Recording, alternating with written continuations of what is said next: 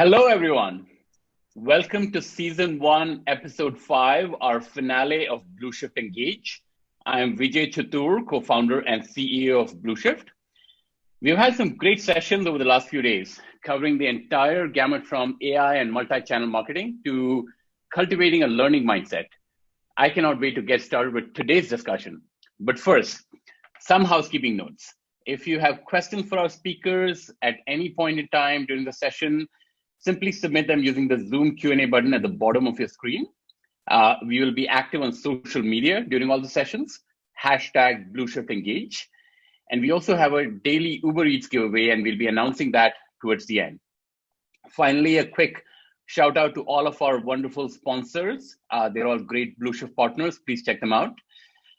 We have many flavors of marketers joining us today from all over the world.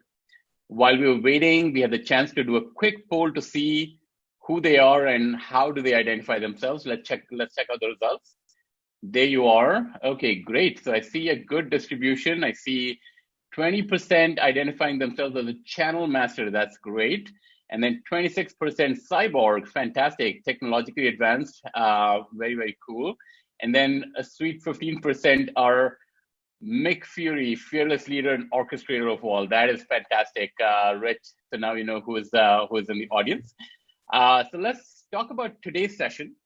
Today's session is all about the future of email marketing, really understanding how email marketing gets affected during economic uncertainty. And our speaker today, he has a unique vantage point into the world of email marketing as the CEO of SparkPost. SparkPost enables the delivery of more than 37% of the world's business to consumer emails. So anytime enterprise, any business sends email to consumers, pretty much email marketing. 37% of that is enabled in some form by SparkPost. More than 5 trillion messages, which is fantastic, making it the #1 email sending platform.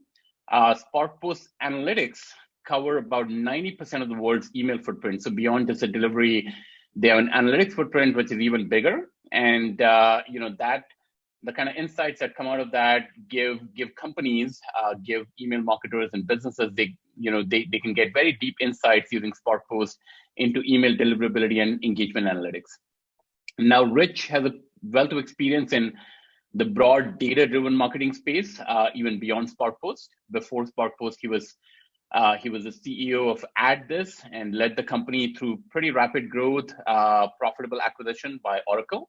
And at Oracle, he was the group vice president of the Oracle Data Cloud. So we will be talking a little bit about beyond email marketing, just sort of data-driven marketing with him.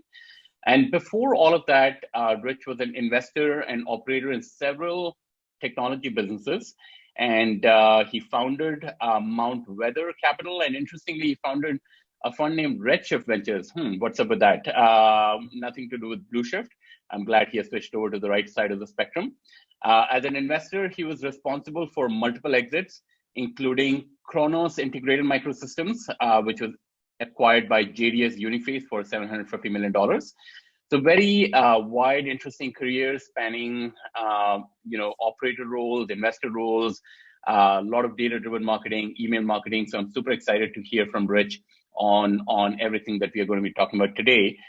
So with that, let's begin. But before we get into all the content, Rich, tell us a little bit about how you're dealing with this lockdown at a personal level. I know you're a single dad. How has it been, having your children at home and running SparkPost at the same time? And I know at a personal level, you also love cycling. Are you able to do that much right now, or has the lockdown kind of restricted you from doing some of that? Yeah, well, first of all, thanks a lot for having me, Vijay. I'm excited to be here, and we're great partners, and so it's fun to be supporting this conference. And it sounds like things are going really well. Yeah, no question, it is a crazy time.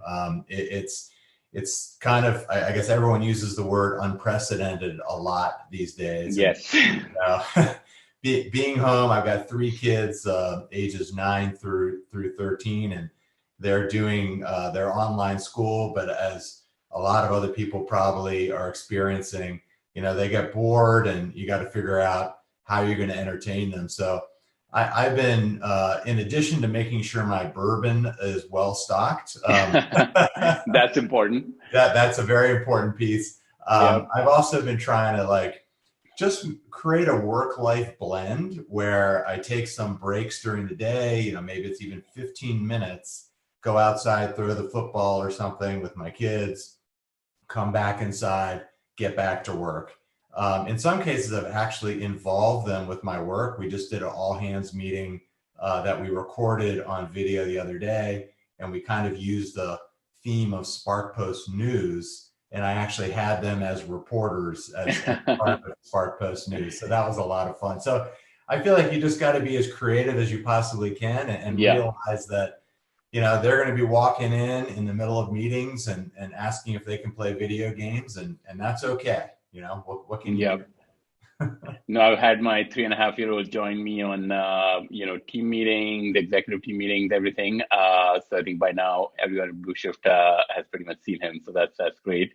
Now switching gears, tell our audience a little bit about SparkPost. Now your company, we talked about some of the stats. You power more than a third of the business to consumer emails, which is very impressive. At the same time, I suspect that many email marketers don't even know that your company may be powering the infrastructure for their email. So Tell us about how it all works, simplified for everyone in the audience. Sure, absolutely. And you're right, SparkPost, we probably need to do a little bit better job of getting brand awareness out there. I do think that we're kind of a well-kept secret in many, many different ways. So what SparkPost does, we look at it as email sending infrastructure. So we power a lot of the next gen marketing technology companies. Blueshift is a great example of that.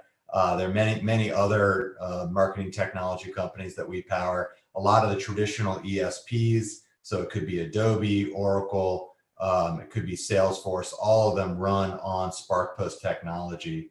And then we also power a lot of the brands. So the idea is, if you are a large volume email sender, you want to send emails that are typically triggered by an application, and you want to make sure that they are sent in a very reliable, scalable, secure manner, and also get very deep analytics from what's going on that sending part of the infrastructure. That's the service that we provide, and the idea is to create a closed loop so that you can get those analytics back, optimize how you're sending to make sure that you're dealing with a lot of these next generation spam filters, which is really a challenging area today, to make sure that your emails are getting to the inbox and giving them a chance of actually being open and engaged with, the best chance with your consumer that you're trying to reach. And these emails could be transactional, so it could be like an Uber password reset email. Could be a marketing email, like a Pinterest recipe, or an advertisement for a sale on Cole Haan shoes. All of those are examples of clients. No, this is fantastic. And I think you kind of touched on an interesting shift. Traditionally, I think, application-powered emails were thought of just as transactional emails, password reset, and things like that. And marketing emails were very different. They were just these glossies, which were decoupled from any application. They were, just manually built without a lot of personalization. But increasingly what's happening is that every email is powered by an application. It includes an element of deep personalization. It includes an element of automation. And I think that's where companies that are powering that email as an API, essentially, if I were to oversimplify sort of your business, are terrific partners, because without that infrastructure, it's not possible to personalize at scale. It's not possible to automate at scale. It's not possible to make intelligent decisions using customer data. So that's why we at Blueshift are super excited to partner with someone like yourselves. Now, tell me a little bit about you. Go ahead. I was going to make a comment there. So I think what you're saying is absolutely true, and we've seen a shift here. So you're right. We are at the core an email API, service, and it used to be that transactional email was a big portion of that service. Now the vast majority is marketing email. Vast majority. Transactional activity is a minority, and that shows you that marketers are really embracing automated and artificial intelligence driven email, which I know that's exactly what you're doing, and that's what many marketers today are saying. Look, we've got to automate this stuff so that we can react really quickly, move fast, but also do it in a highly personalized manner. And that's exactly what we help enable. No, very, very cool. I think that's a big insight there already, because I think with the rise of, without companies like you, this would not have been possible. But now that companies like SparkPost exist at scale and power cloud-based APIs at scale, marketers can now trust deliverability to a company like yourself, which is 100% focused on that, and focus on tools like customer data platforms and marketing automation platforms, which is where Blueshift comes in, to make their marketing truly one-to-one with the day-to-day operations largely automated. And obviously, as Blueshift plus SparkPost, we've seen some really great customers, many of whom send billions of emails using that combination. Sure. And all of them are super highly personalized, super highly automated. So that's interesting. So I think now we have a reasonable idea of like how SparkPost works, and it also gives me a good picture of why you guys have sort of this privileged access to sort of the entire world of email, not just sort of a few customers. So let's talk a little bit about COVID-19, because you have access to such large amounts of data. You're in a pretty privileged position to understand kind of what's going on at a macro level with the world of email marketing in today's environment. Can you share something about what trends you're seeing over the last couple of months? What has changed? Is there any slicing and dicing by industry, geography, or any other trends that you're seeing? Sure. So, world's completely changed, right? It's as it has for everyone, both personal and professional. And to me, what's so amazing about this whole thing is how fast, right, this change occurred. I mean, literally, it was a matter of just a couple weeks. It almost seemed like it was kind of crazy, and we saw that huge stock market decline, 20 to 30%, which really was predicting this massive GDP decline, which now we're seeing right now, where Q2 is probably the largest quarter-over-quarter GDP decline that we've seen in modern history, really kind of post-World War II history, certainly since the Great Depression. And what's very interesting, when you look at email has been extremely resilient, extremely steady throughout that entire downturn. So if you were to overlay email sending on top of that graph of the stock market, for example, you would see email actually be counter-cyclical. So email traffic bumped up about 5% during that stock market downdraft. Since that time, overall email has come down slightly, maybe about 5% in overall volume. And I can tell you what's really driving that. But for the most part, we have not seen the same sort of volatility in email traffic that we've seen in, for example, the economy or the stock market. Now, if we look at some of the drivers behind that, so we have it's really a tale of two worlds, as you can imagine. That there's some sectors that are not surprising. So travel and hospitality, we've seen just a massive reduction, about a 54% decrease in email traffic in travel and hospitality. Events and shows, for example, down 64% from the mean prior to COVID-19. On the other hand, we've seen sectors like government and state municipalities increasing traffic by something on the range of 37%. News is way up. Charities, actually. And then there's some, so a lot of those are very intuitive, but then there's some that I find to be a little bit more interesting. So, for example, religion and spiritual related emails are way up. Very interesting. About 20%. So I guess people are much more focused on what's going on in religion and things like that right now. So that's kind of interesting. Online retail, which you would think with people at home, of course, people are more concerned about the economy and how much money they can spend. But online retail is down it's down something on the order of like 15%. But multi-channel retail, where you've got brick and mortar presence, way down. Sports, way down. Yeah. So kind of net, slightly down, but overall very resilient, very stable throughout this whole crisis. No, that's fabulous. I think because, as you're aware, email marketing has been given up for dead multiple times over the last Right. many years, right? And yet here we are in 2020, despite a crisis like a big pandemic, and looks like email marketing as a whole has been very resilient, 5% drop clearly, but still overall very resilient. Clearly there are a lot of sectors where things have shifted. But I would not even have imagined that you would be tracking sectors like religion, spirituality. So it's fascinating to see like the range of companies, brands, services which are utilizing email, and the relevance of email is still very high. So now I think as you sort of look at all these trends, you have in your own career, you've been through a couple of other downturns, presumably, right? And you've been in the world of data-driven marketing, email marketing, and so on. And today you are servicing lots of large brands in their marketing strategy. So what are some lessons and creative ideas that you can think about when you look back at a previous crisis, where you sort of saw, let's just look back at something like 2008. What did the winning brands and marketers do to come out best out of that crisis? And how can some of those lessons translate in today's environment? Yeah.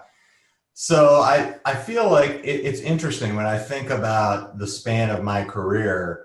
I feel like I've gone through like 5 events that are once in a lifetime events. Like like COVID-19 should be at once in 100 years, but we also Hopefully, had, yeah.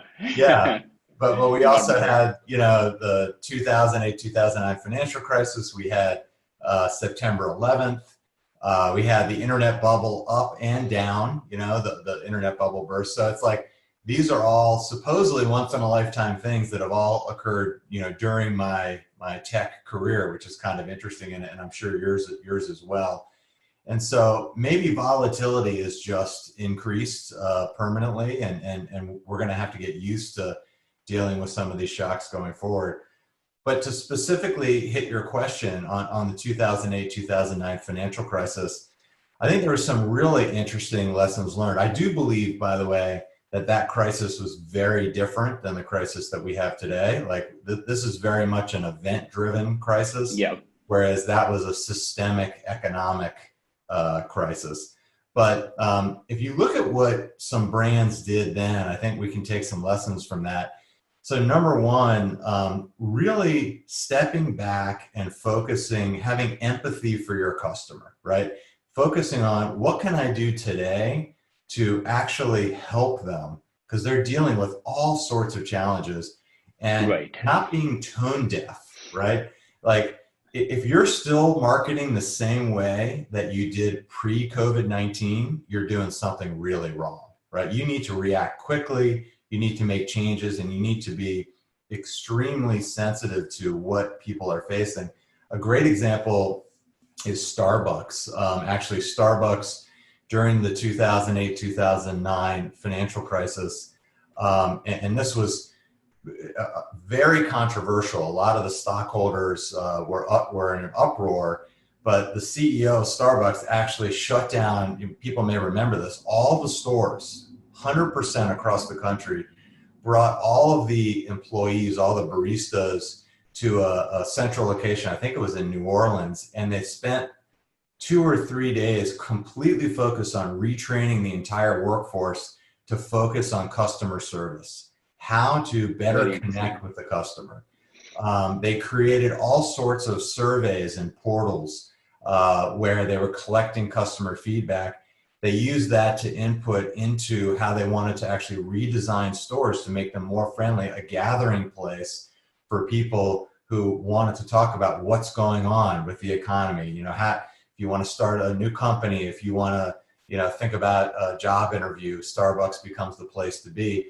And they changed their entire food situation. I remember one of the quotes from the CEO of Starbucks was, he didn't like the smell of the store with the food that they were cooking. He felt like it was not pleasant to hang out in the store. So they had to actually change their entire menu to make sure that it was a welcoming smell in the store. So things like that really improved Starbucks and solidified them for the next 20 years in terms of their growth. That's one example.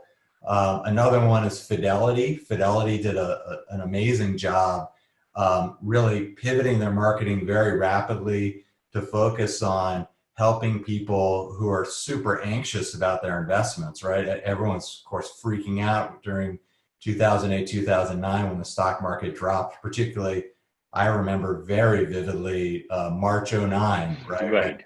The market was down, I want to say it was like 25 to 30%, something like that, or maybe even more. And so Fidelity had a whole campaign that was really addressed to people and just making them calm, not trying to encourage them to buy anything, not encouraging them to make any changes, but just to give them information and educate them so that they can remain calm during this crisis. Very interesting. I think the idea of empathy first, I feel like a few of the other panelists in the previous few days, they've touched on that, and makes it just really resonates at this time because like you mentioned, everyone's world has been upended much more than the 2008 financial crisis. That's impacting us very deeply at a personal level, and it's impacting 100% of the world. I think everyone is everyone's lifestyles have changed. So really, I think that the point you made about empathy, the point you made about putting customers first, and using a much more educational tone, and really even thinking of this as an opportunity. I think with your Starbucks example, think of this as an opportunity to rethink the entire customer experience, rethink the entire brand. I think that's fabulous. I think you talked about the smell of the store. Right. I think email marketers should really think about when I open that email in the morning, what's that smell of my freshly opened email, and does it really remind me of good things or invoke good feelings? So we'd love to hear more about you. I think you had some. Yeah, I would add one other thing to this. And so I think this applies not just to B2C marketers, right? Yeah. This is also a B2B issue. So, I reached out to you, right, as one of my customers when the crisis, just how are you doing? How are things going? Yeah. And so I've actually personally created a goal of making sure I contact my top 100 customers, not to sell them anything, just to see how they're doing. And it may be personally just like, are you healthy? Is your family healthy? Like, what's going on? And I think that's really, really important, right? If you kind of change this from treating people transactionally to treating people, again, with empathy, you create a massive amount of goodwill, I think, and long-term relationships and partnerships that you can build upon. This is, by the way, when this is the opportunity for you to reach out and help people, and people will remember that. Like, when everything's going great, people don't really remember so much, a lot of the marketing things, but when things are tough, right, and they actually, a brand helps them, that creates almost permanent memory in your head. That's a great point. So I think that's a fabulous point. It's all, I think what you're saying is it's not about us, it's about them. It's about them and helping your customers in whatever form you can. And I think when we spoke, I appreciated that call, and we've done the same type of call to all of our customers and really asking them, hey, personally first, are you okay? And then is your business okay? What can we do to help? And really, I think people think about a lot of tactics in marketing, but at a fundamental level, at a time like this, marketing has to be about leading with empathy, connecting with the customers. So thank you for sharing your insights on that. Sure. Now, just switching topics just a little bit. I think we talked about sort of SparkPost a little bit in terms of email deliverability. And then you guys have also invested a lot in building out an email analytics, service of sorts. And you have, from what I understand, your email analytics powers about 90% of the world's email footprint. So what kind of analytics are you providing, and how are your customers leveraging that for success? Sure. So Great question. What we're seeing out there in the email environment is, and this was very much led by Google, but now you're seeing Verizon Media Group, you're seeing Microsoft, many of the other ISPs are starting to follow along. And what's happening is Google, they've always used artificial intelligence to determine email placement, but they've started to use more advanced types of AI and look at many, many more data signals. So that they may be looking at not just what's the domain of this email sender to determine whether or not it should be bounced or placed in the inbox, but they'll actually look at the traffic on your website. They'll look at who's searching for the website. They'll look at content on your website to determine what they want to do with that email, and taking in many, many of these different data signals. And they're constantly updating, literally almost on a daily, weekly basis, how they make those determinations. And it's quite complicated. And so what we realized is that if you're going to be successful in this new AI-driven environment, you've got to be powered by very sophisticated analytics as well in order to get the most out of your email sending. And so we decided to start to really go deep into deliverability analytics. And these analytics are not just, hey, was it opened, right? Or was it bounced? So we give you all that basic information, but who's engaging with that email, and how is it engaged with? And then trying to use different pieces of data to get predictive, right? So the whole idea here is, when you're sending an email, if you send, for example, to a whole bunch of people on your list and you end up getting a spam house block, then you're in reaction mode, right? You're trying to remediate that situation and fix it.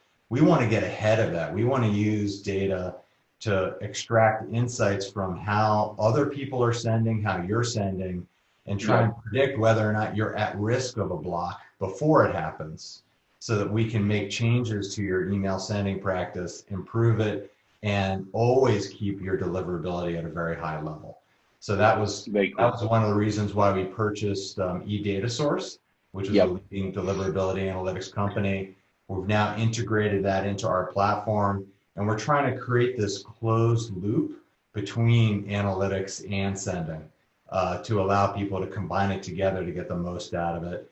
And we see this as a part of that sending infrastructure layer, which underpins the marketing technology companies like yourself, like Blueshift, who are incredibly good at figuring out which channel to send a message on, what should be in that message, who do you send that message to. Like, you guys are doing all that, and we're figuring out, okay, once you've decided what to send and who to send it to, how do you optimize that send so that it gets into the inbox and gets open? Fantastic. No, that's super insightful. And I think the way you summarized it in terms of, this being a complement to first-party data, which is helping figure out the right message, right person, all of that, but using sort of the global intelligence from, billions or trillions of emails sent to sort of figure out all the deliverability. I think that's fantastic.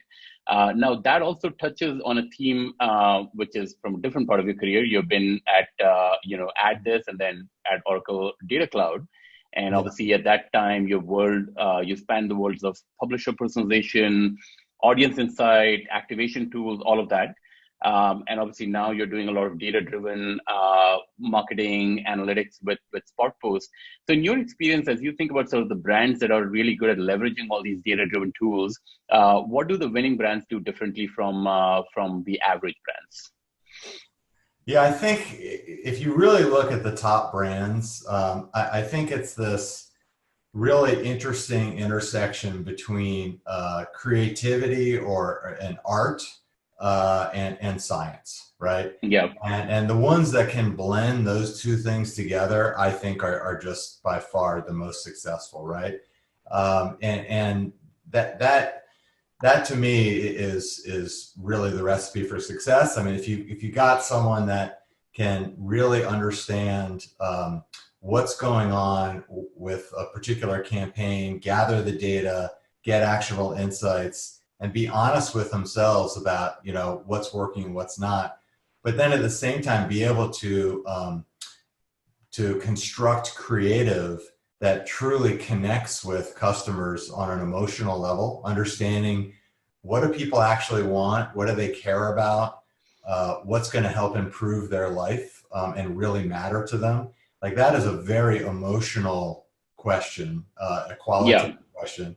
It's a very qualitative question. But you know, which campaigns work and why is a very quantitative question. And so kind of melding those two together, I think is your recipe for success. That's very cool. I think in a previous yeah, I think in a previous session, I joked about the idea of a data artist, sort of to contrast with the data scientist. That's and I right. think, in some ways, I think every brand and every marketer now has to kind of become that data artist. There's so much more data, but at the same time, the creative elements, the storytelling, the behavioral psychology, all of that is still super important. So how do you meld the two of them? And the people who can become those data artists, will be the ones who truly succeed. So that's very, very interesting. While we were speaking, we had a chance to do another quick poll. Let's take a look at the results for that. Okay. We asked in the second poll, we asked our audience, what is their biggest pain point today in email marketing? And looks like a pretty even split. So we asked them about, is automation a pain point? Is really customer data segmentation a pain point? Testing and optimization, integration, other marketing channels. I think customer data and segmentation seems to be marginally the winner. I think, like in terms of being the biggest pain point. Does that sort of resonate with what you are seeing in the market, and how do you think about some of the other challenges? Yeah, I think customer data and segmentation has been a huge issue for a long time, right? If I go back to my Ad This days when we were collecting massive amounts of third-party data, segmenting it, and then using that data to help brands target those different customers in a very personalized way. Getting good data on your customers, making sure that that data had integrity, was actually accurate, was a huge challenge, and it still is today. And I think as marketers try and figure out how to solve this problem, unfortunately, at least from my perspective, I'm not sure that it's getting easier. If you look at what's going on with third-party cookies, for example, right? So Apple deprecated their support of third-party data or third-party cookies. Firefox did. Now Chrome has announced that they're going to do this, yes, for that. And that's going to make customer acquisition costs, from my perspective, probably go up a little bit. It's going to be probably more expensive without the ability to leverage third-party data. And so from my perspective, at least, it becomes that much more important to focus on retaining your existing customers and understand your existing customers. Email is obviously a great way to do that, of course. Particularly in North America and in Europe, where people seem to prefer receiving brand communications via email. I think it's a little different in Asia and in Africa. But so I don't have any silver bullet for solving that problem.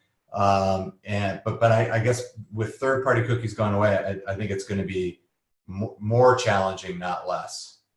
Because more challenging, not less. Got it. Okay. And then obviously there's no silver bullet, but focusing more on that customer connection, using the first-party customer data and staying relevant through channels like email, which are trust-based, consent-based channels, which are bi-directional, where the customer has sort of opted in.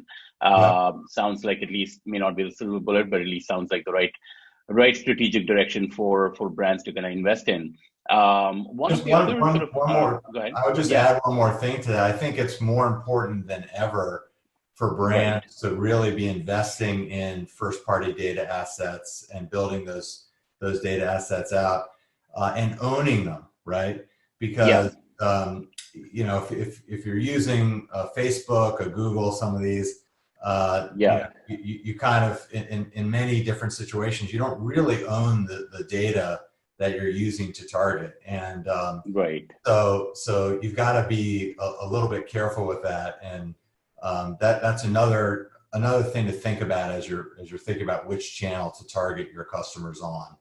How That's can a you great point. obtain the data? Yeah, I think, if you think about it, I mean, what you're touching on is very true because as marketers, we are often great at leveraging Facebook's big data and leveraging Google's big data. But we are very bad at leveraging our own big data because, Right. our customers are leaving behind so many cues through the interaction with the brand. And oftentimes we have, most marketers I talk to have underinvested in sort of understanding their own big data, owning it to your point, and really leveraging that to the fullest. But the good news is that I think at least the brands I'm speaking with, the CMOs I'm talking to, they're prioritizing first-party data more and more. In fact, just yesterday we had a panel where the CMO of US Auto Parts, Human, was on, and his summary for the key insights were really just two things. He just said first-party data and stay relevant, right? And I think Yeah. couldn't get simpler than that. But I think I think that's that's super super. interesting. It's super accurate, and Yeah, I think as a marketer, you may be surprised how much data, first party data, you actually have, and how valuable it is, and the insights that you can extract from it if you're using the right kind of platform. And you can do a ton with just your first party data and kind of connecting a lot of the different pieces there. yeah.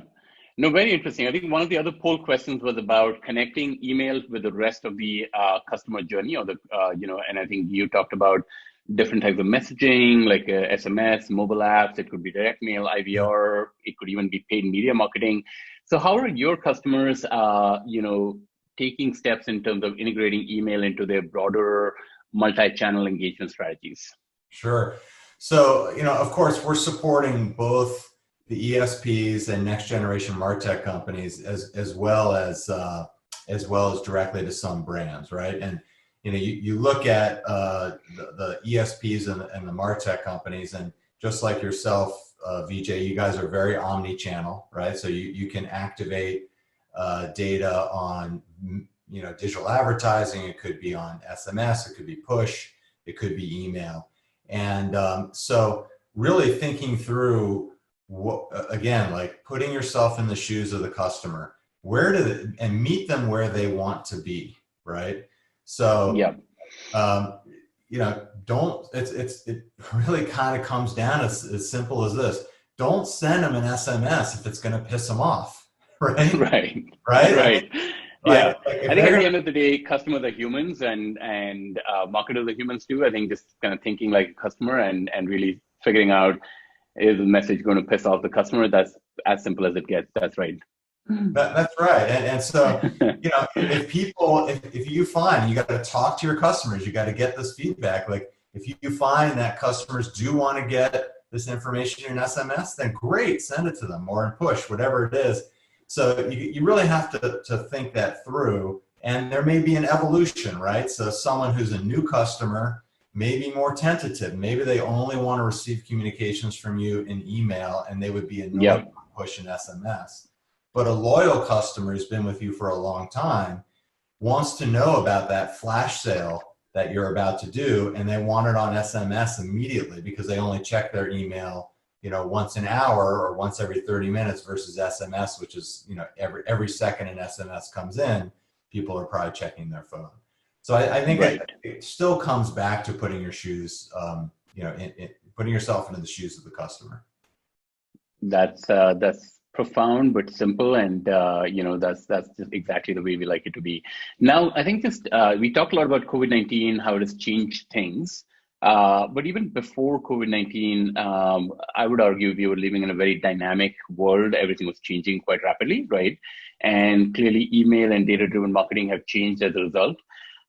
So if you just sort of take that broader perspective that a lot of things are changing, whether or not we had this pandemic, how do you advise email marketers and just sort of all kinds of data-driven marketers? How do you advise them to adapt to these changes? What kind of skills and capabilities should they bet their career on? Yeah, I think in terms of betting your career, I guess to me it does go back to that really interesting mix between art and science, and having that capability to be creative, be empathetic, and understand the emotional component at the same time, understanding the data. I think that has not changed, whether it was pre-COVID or post-COVID. I think going forward, it's going to be more and more important to, having the ability to understand the data is kind of almost becomes table stakes. I think in a sense, like if you're a marketer today and you're not data driven, I think you got a problem. And but really, I think brands are fewer and far between, unfortunately, that actually understand the customer, have empathy for what they're doing, and can react quickly, right? So one thing I've seen is a number of, and we did this ourselves, by the way. It's very easy to become tone deaf very quickly. So one thing, I'll give you a mistake that we made. So we were, our email signature was advertising our annual conference, right? And, yes. In-person conference, right? In-person conference, yeah. And COVID hit. We changed it, but it took us probably 2 or 3 weeks before we changed the email signature. During that time, it was pretty tone deaf to have that signature out there. And so I think the brands that are going to be most successful are the ones that can almost instantaneously react to major changes in what's going on in their customers' lives and being super attuned to that. Very, very interesting. No, I think the notion of adaptability and how do you kind of react quickly, we touched that in a different form with the CEO of Udacity earlier this week. And for those in the audience who missed that, please check that out, because I think that really touches on theme of being able to react to all these changes fast as an individual, but also as an organization. So this is super insightful. I think we have touched on a lot of different insights already. Why don't we switch to a few audience questions and start understanding what's on our audience minds and share some insights around that. So one of the questions that just came in when I'm looking at this, it says, during yesterday's session, one of the speakers stated that they felt that the younger demographics prefer to not receive email marketing. Do you agree? Do you disagree? If so, how do you think younger customers prefer to be contacted? Yeah, so I've actually been somewhat surprised by this, and I'd be interested if people have good data on it, because I'm always looking for more data on this. And so the answer I'm going to give is not a particularly data-driven question. Sure. It's a little bit more qualitative. Yeah. But from what I can tell is that people still want to receive email-related offers in their inbox versus through SMS, because they can check it at their convenience, right? Whereas SMS can be a little bit intrusive. Now, if you were to take a look at much younger, so say folks that are teenagers, or early 20-something, things like that. SMS is and other chat apps and WhatsApp, things like that, are clearly the way they prefer to communicate.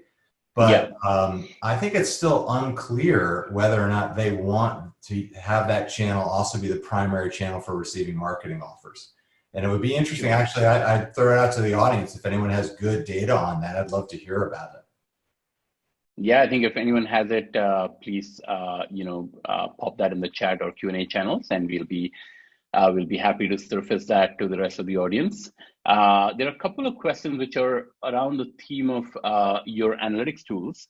And sure. I think broadly they touch on the idea of what are some must-have analytics reports from some of your tools, and how much can you trust these kind of analytics? Because obviously they are based on some bit of sampling, from what I understand, some bit of broad-based analytics. So how do you truly sort of trust these things, and what are some numbers you should be looking at? Sure. So, I mean, just like any analytics platform, it's only as good as the data that inputs into it. So one of the reasons we purchased eDataSource is that they used a disparate set of data, and then we also had our own data. So now we have something like 8 to 10 different data sources that are feeding into our analytics platform. And that allows us to triangulate on very, very accurate accurate insights and accurate statistics. So I think the more data sources that you have, the better. So we use actual panel data from people that have given us permission to observe their inbox. So that's of course very valuable data, but that's only as good as the panel coverage, right?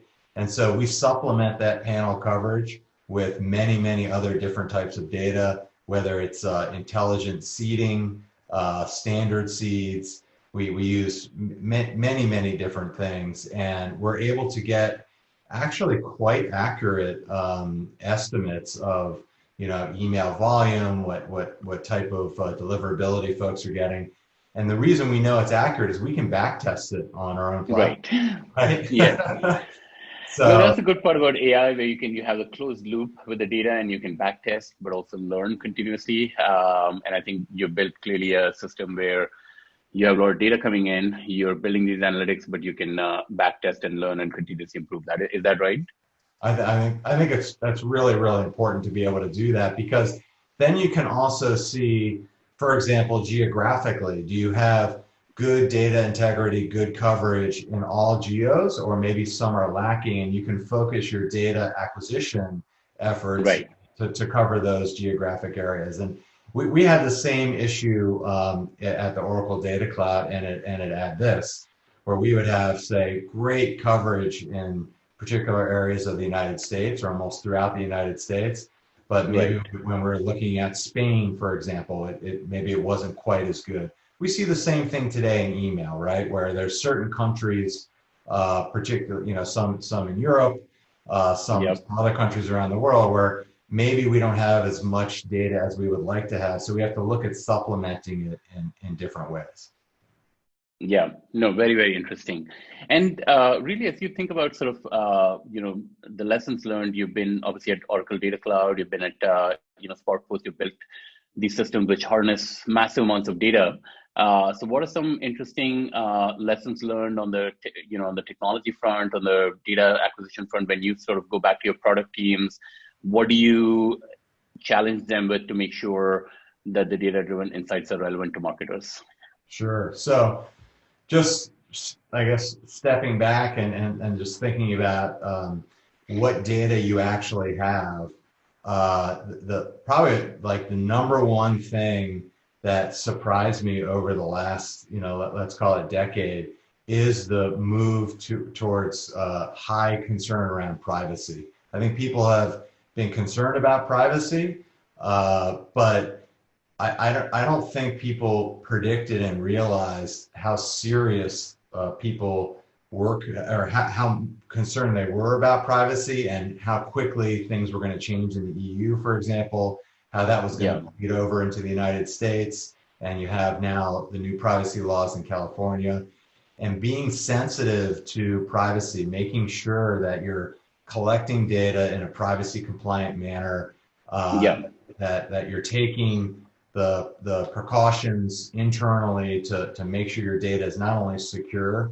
but that you're honoring all those different privacy regulations and regimes, is so critical. It is so critical, so that when you actually use this data, it won't feel creepy or strange, right? I mean, but before a lot of those privacy regulations went into place, we saw some really strange things happen, where you may have gotten, an advertisement that was inappropriate, or the only way that the advertiser could have known that is because they got access to information which you did not want to let out. Want to share with consent, And you destroy that consumer brand relationship completely, right? If you violate that privacy trust. And so being super, super careful with that is very important. I don't know if that fully addressed your question, but that was one of the big things I think that's realized over the last few years. Very, very cool. No, I think this has been great. I've learned a ton from this interview. I think the insights you've shared, starting from the idea of how sort of the world of email and the email as an API sort of enables all these possibilities, far beyond transactional email, very much into the world of marketing emails, where every email can truly be personalized now at scale, can be largely automated. I think that was a great start. And then we really dug deeper into COVID-19. We started understanding, overall email marketing is still not dead, which is great, despite many, many years of, prognostications on that.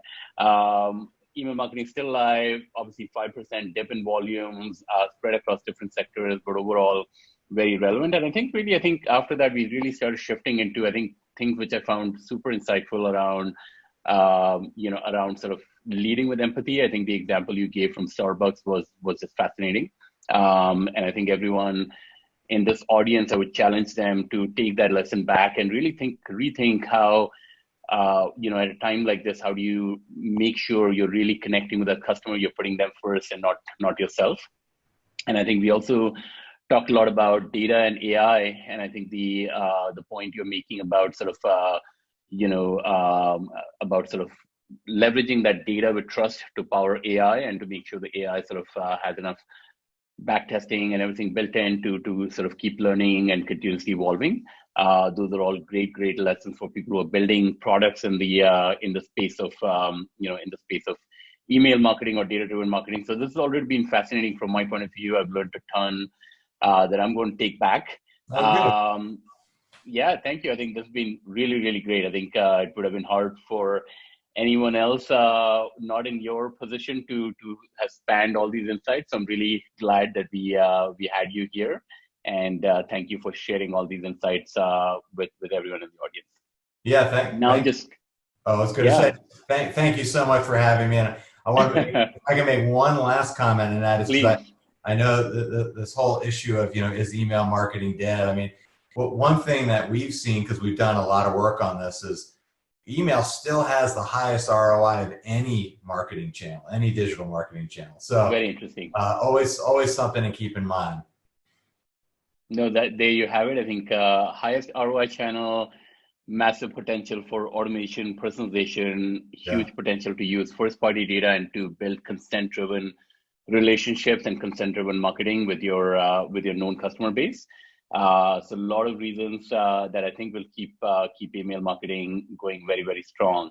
And obviously infrastructure providers like yourself who make it possible to scale and personalize. I think that's just icing on the cake. I think with having that and having all the goodness of email as a channel, I feel very optimistic about the future of email marketing. So thank you for sharing that. Just some housekeeping notes. I think we have our Uber Eats winner. I'm told it's Kajal Patel from Cherish. So congratulations for that. With that, I think we've come to the end of today's discussion. And this is the last session of this season of Blueshift Engage. I would be remiss if I did not thank everyone who has made it so successful. First of all, everyone who attended these sessions, thank you for taking an hour of your day, each day of the week to spend with us, especially during these tough times. So thank you. It really means a lot to us that you were able to share that time with us. I want to thank all of our speakers this week. I want to thank Rich, as well as everyone else who has been here. They've shared wonderful insights. We'll be making these insights available, on our blog. We'll be sharing the full videos from these sessions. I've personally learned a lot from them, and I believe everyone here would echo that sentiment. So thank you to all of our wonderful speakers. Last but not the least, I want to thank our own team at Blueshift that pulled off this event. This was just 3 weeks from concept to execution. We, obviously made it all happen in a virtual work from home friendly environment. All of us in the team here at Blueshift, we've enjoyed interacting with every speaker and all of the attendees. And we just cannot wait for the next opportunity to host all of you and interact with you and talk to you. So thank you, everyone. Thanks a ton for how you've made this whole event a success. On that note, it is time to say goodbye for now. Thank you, Rich. Thank you, everyone. And we'll be speaking soon. Thanks, Vijay. Appreciate you having me. Thank you. Talk to you soon.